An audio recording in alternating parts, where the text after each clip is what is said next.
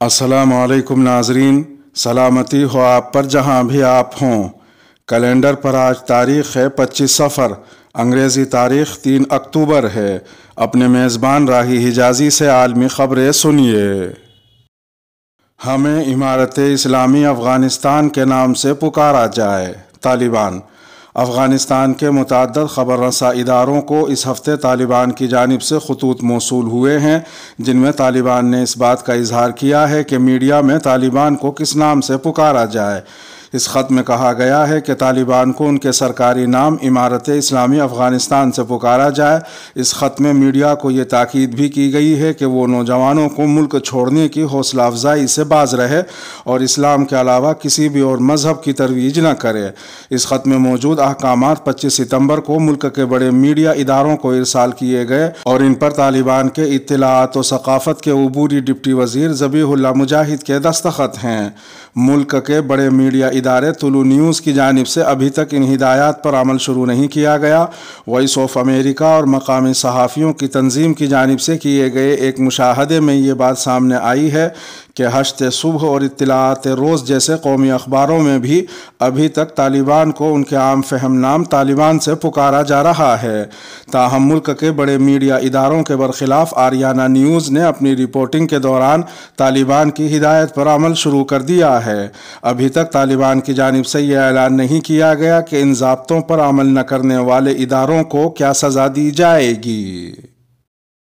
امریکہ کو طالبان کی حکومت تسلیم کرنی پڑے گی اور کوئی چارہ نہیں۔ وزیر اعظم پاکستان عمران خان کا کہنا ہے کہ امریکہ کو جلد یا بدیر طالبان کی حکومت کو تسلیم کرنا پڑے گا، اس کے علاوہ ان کے پاس کوئی چارہ نہیں ہے۔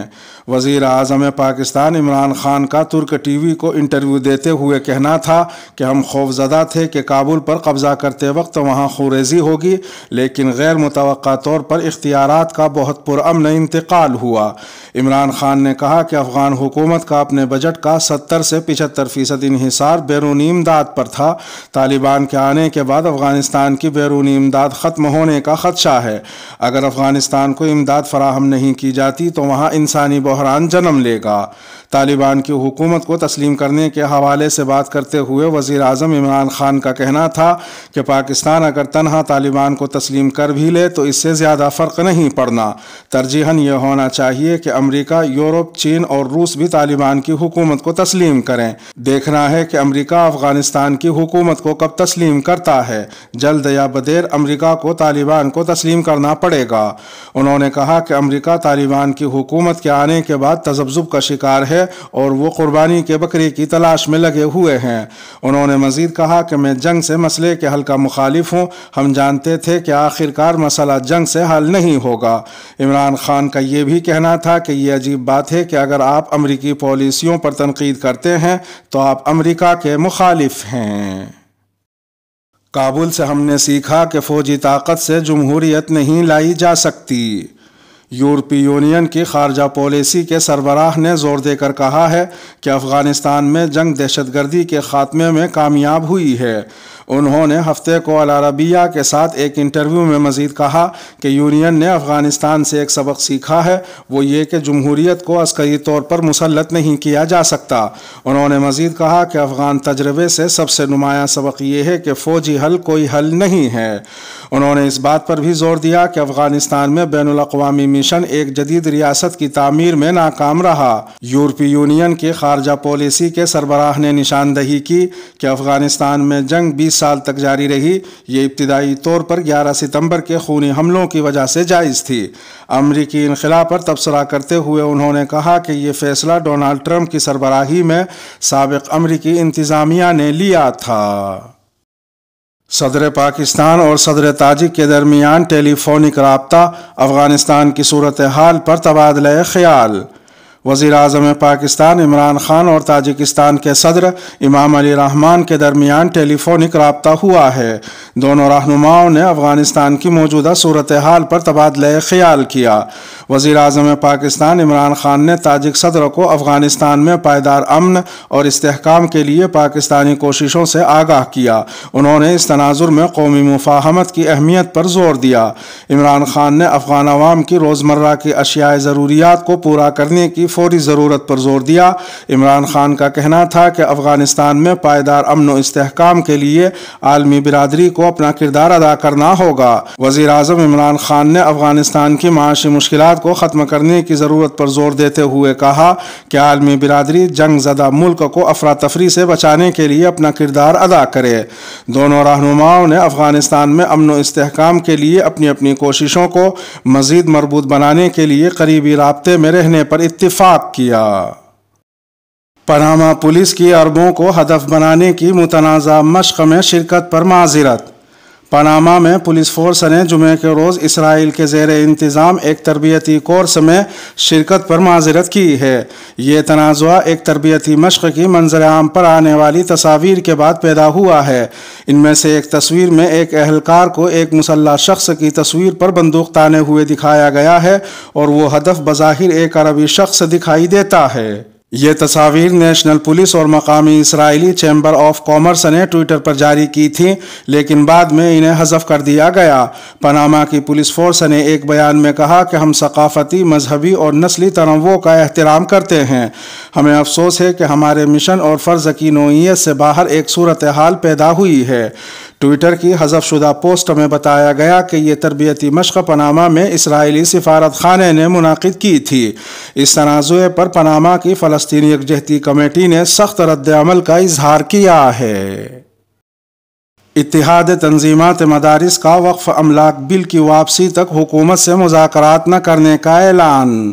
حکومت اتحاد تنظیمات مدارس کے ساتھ ہونے والے معاہدوں پر عمل درآمد کو یقینی بنائے۔ وقف املاک ایکٹ کی واپسی تک حکومت مدارس مذاکرات میں ڈیڈ لاک برقرار رہے گا۔ مدارس کسی کے جھانسے میں آ کر خود کو مشکلات میں نہ ڈالیں اور دینی مدارس کے خلاف ہونے والی سازشیں پہلے کی طرح ناکام ہوں گی۔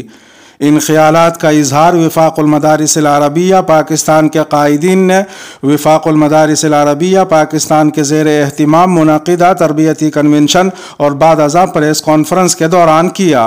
علماء کرام نے کہا کہ ہم مفاہمت اور بات چیت پر یقین رکھتے ہیں۔ ہم نے مذاکرات کے دروازے ہمیشہ کھلے رکھے، لیکن حکومت کی طرف سے نہ معاہدوں پر عمل درآمد ہوتا ہے اور نہ ہی مذاکرات اور اعتماد کا ماحول برقرار رہنے دیا جاتا ہے۔ وفاق المدارس کے قائدین نے کہا کہ وقف املاک ایکٹ مدارس کے وجود و بقا کی نفی ہے۔ اس کو واپس لیے بغیر مذاکرات کا سلسلہ آگے نہیں بڑھایا جا سکتا۔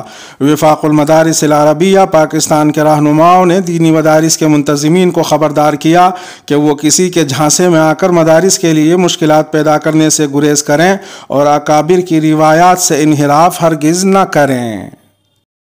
جنگ بندی اور قیدیوں کے معاملات پر بات چیت کے لیے حماس کا وفد آج قاہرہ جائے گا۔ فلسطینی ذرائع نے بتایا ہے کہ فلسطین کے علاقے غزہ کی پٹی کے حکمران حماس کا ایک وفد اتوار کو غزہ سے قاہرہ روانہ ہوگا تاکہ مصری حکام سے بات چیت کی جا سکے۔ ذرائع نے ہفتے کے روز بتایا کہ حماس کا وفد غزہ کی پٹی کی صورتحال، تعمیر نو، قیدیوں کے تبادلے اور جنگ بندی پر بات چیت کرے گا۔ حماس کے ترجمان فوزی برہوم نے بھی اعلان کیا کہ تحریک کے سیاسی بیورو کے سربراہ اسماعیل ہانیہ اس وفد کی سربراہی کریں گے۔